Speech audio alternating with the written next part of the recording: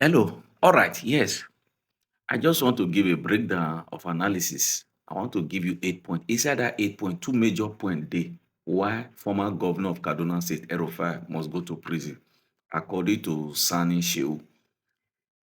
This breakdown wey I wan give you, so before you watch the full video yourself, I wan give you this breakdown so that while you dey watch the full video, you go dey understand wetin dem dey talk for there. Because no be everybody really get the the skill to understand the news, especially when journalists and professional dey talk for news. No be everybody get the skill to decode wetin dem dey try to communicate.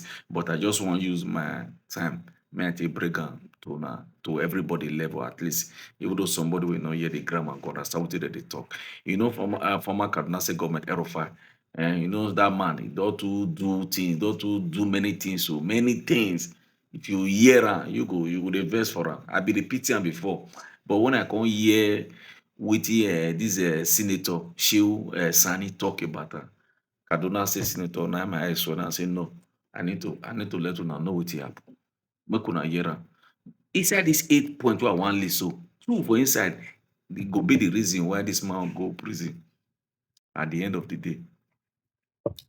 First of all, for number one, for dis Sani is a Kaduna State senator, is a former Kaduna State senator wey e come say e need a comprehensive investigation of dis former na former senator. He say dem need a comprehensive investigation against former Kaduna State governor El-Rufai, which im rule, im ten ure was 2015 to 2023. Dat man dat time, make I fast.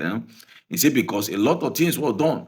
Number two things wey dem still talk, he say dis former state governor, e don too deal with pipu, don deal with individual pipu. Apart from activists, e don deal with activists, e don lock many activists, many journalists, many things wey dem talk about am. Dat is number two. Number three things wey dis Sani say, e say Rufai lack good morals and e lack democracy. E say the man character, e no know wetin be democracy, e no dey like democracy. You understand?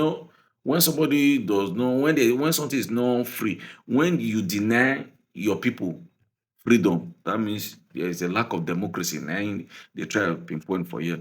For number four thing wey e still talk about Rufai, according to Sani Shehu, talk about Rufai, e say Rufai does not believe in democracy and fundamental rights and the rule of law. Meaning, e no dey obey rule of law. Even though court give order, e go dey against am. After all, he's a governor.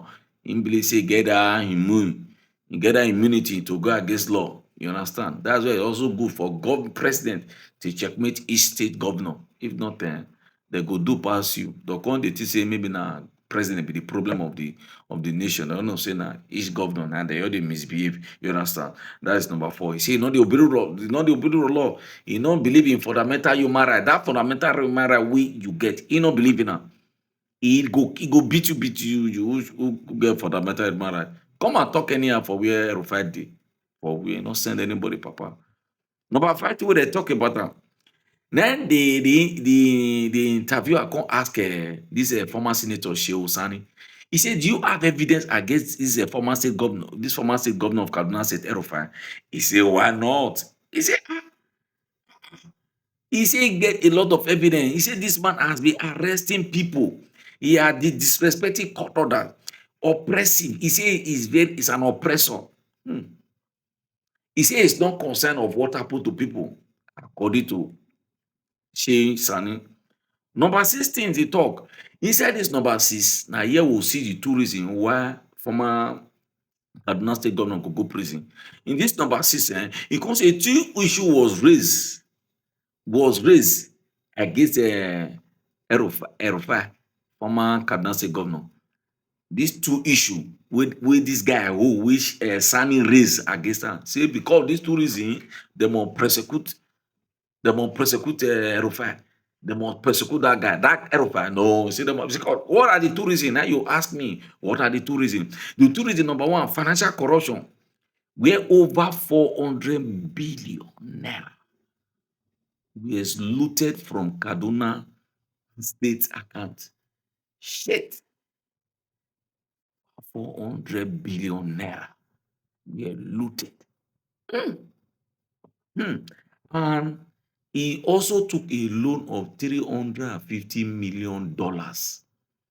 Na Sani say, when you say when you rule, when you don comot, dem come go audit your account with all the years you take rule. Dem come go audit am say, wetin the state use 400 billion naira do?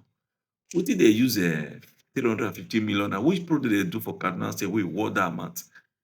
According to Sani Shehu, he say no project if that was even up to 50 million naira, $50 million was conducted in Kaduna State. Say no project in Kaduna State wey worth $50 million, yet this said amount was looted, was borrowed. Say he come talk say because of that one, this number 6 now, you know say na 2 point, 2 reason e dey inside that 6 point. The number 2 of that number 6, number B part of that number 6, e come say the human right activist, that this man does not believe in human right activists. E dey fight activists. Once you are an activist, e go jail you. Once you are a journalist, you talk against am. E say e no dey like criticism, e no dey like make dem talk about am.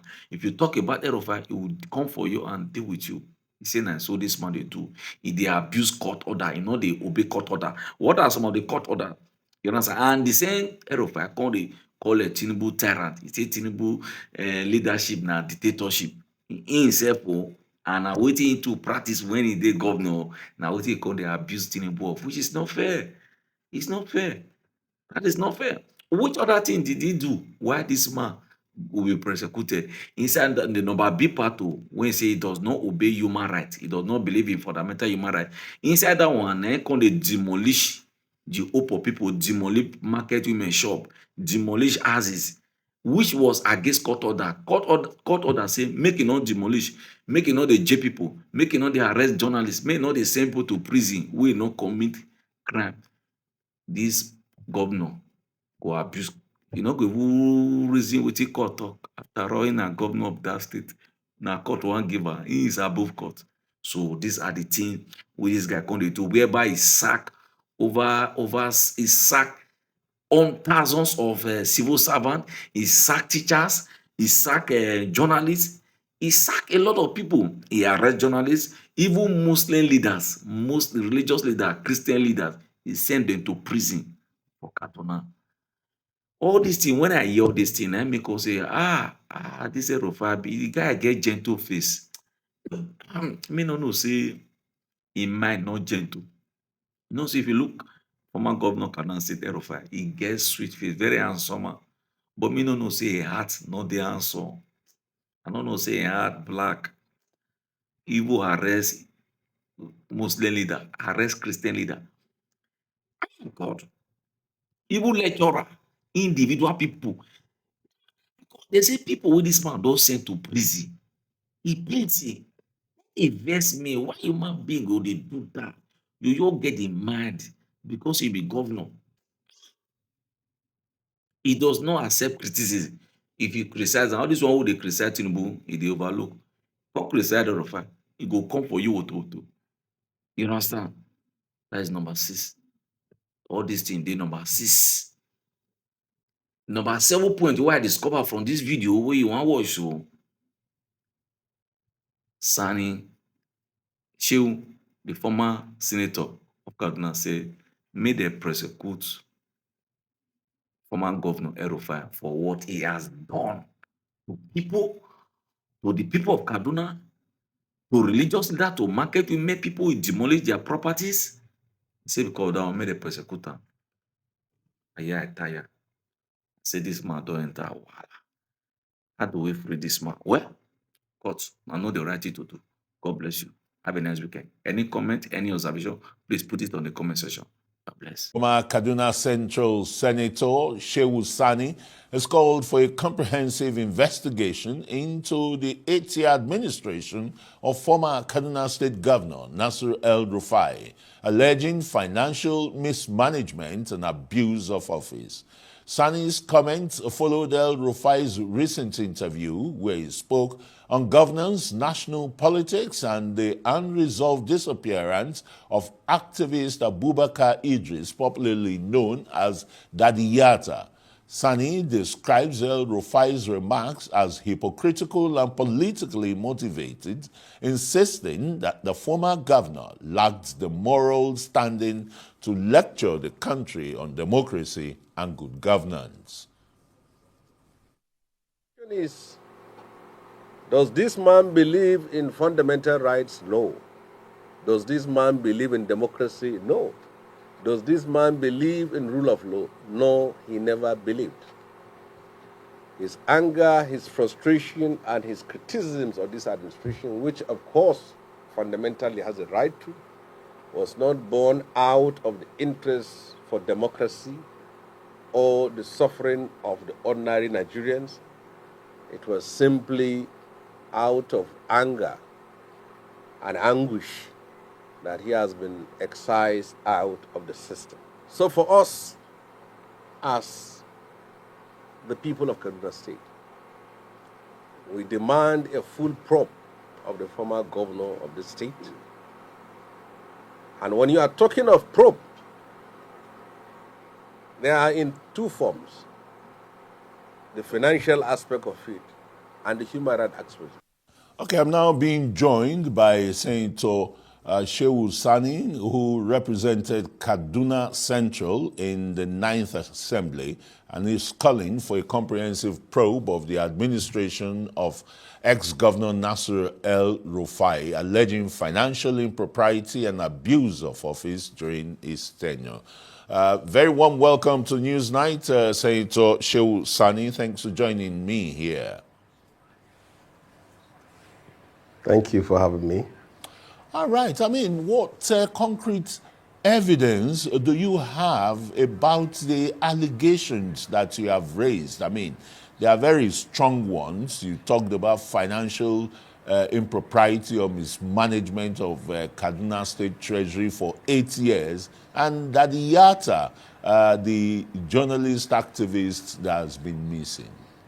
Do you have concrete evidence to tender to that effect? And why have you not written to the security agencies attaching documents to support your claims? Well, thank you for having me in your program again. Well, since the conduct of the 2023 elections and the emergence of President Bola Ahmed Tinubu into office, and specifically since Nasuru failed the ministerial screening at the National Assembly when security issues were raised, he has taken it upon himself to criticize, attack, and lampoon the person of the president, the National Security Advisor, Nuhu Ribadu, and the governor of Kaduna State. Well, as a citizen of a democracy, he has the right to express opinion. He is entitled to. But for those of us in Kaduna State, we know that he never practiced what he is preaching today. He never, as a governor of a state, demonstrated that he is a Democrat. He never believed in fundamental rights. He never believed in rule of law. He never believed in justice. He never believed in unity. His tenure in office for the whole 8 years was characterized by divisiveness, by repression, by arrest, intimidation, and disrespect for court orders. This is not sentiment. This is not propaganda. These are issues that are backed with empirical evidence as far as his conduct was concerned in Kaduna State. Having said that, there are two issues I have raised here. The first is the corruption that was perpetrated under his leadership. The Kaduna State House of Assembly has comprehensively probed the account of Kaduna State from 2015 to 2023. And they found out how over 400 billion naira was looted from the state. And it was a full report that any journalist, any individual can come to Kaduna State and get it. You saw how he was able to secure a loan of $350 million. And we challenge anybody to come to Kaduna State and show us any project of $50 million. in the whole 22 local governments in the state. So for us, we are not even saying it should be probe. The probe has been done. All that needs to be done is that the document of the probe should be submitted to security agencies, and he should be prosecuted for what he has done in Kaduna State. The second aspect of it is human rights advocacy. He has been calling Tinubu a tyrant. He has been saying Nigeria is a dictatorship, all these things here. Well, for anybody outside of Kaduna State, maybe he will impress you. But what we also say at Kaduna State, that if you believe that Nasru is a Democrat and a worthy leader, we pray to God to make your state have someone of his kind, and what he did to us, he should also do to you in response. But what we know very well is that there are cases of gross human rights violations that has never even happened in Chile. First of all, he demolished the homes of people against court orders. He demolished the shops and markets of traders against court orders. He sacked civil servants in their thousands against court orders. He sacked teachers in their thousands against court. Now, with this record, can this person call himself a Democrat or a respecter of rule of law? Keep that aside. Journalists were arrested and jailed for writing stories that hold his government accountable. And this journalist is not a title. They have names. Maidat of Leadership was arrested and jailed in Kaduna. Luca Biniad of Vanguard was arrested and jailed in Kaduna. Jacob Dixon of Authentic was arrested and jailed in Kaduna. Keep those ones aside. There are individuals who were arrested for simply posting their views on social media. Nasru Jagaban, a youth activist from Southern Kaduna. Stephen Kefas, a youth activist from Southern Kaduna. A lecturer with Kaduna State University, John Amfulani, was arrested and hunted into prison. Islamic clerics from Zaria, who were praying when he sacked them and denied them their entitlement. All of them, over 100 of them, were picked and sent to Kaduna prison.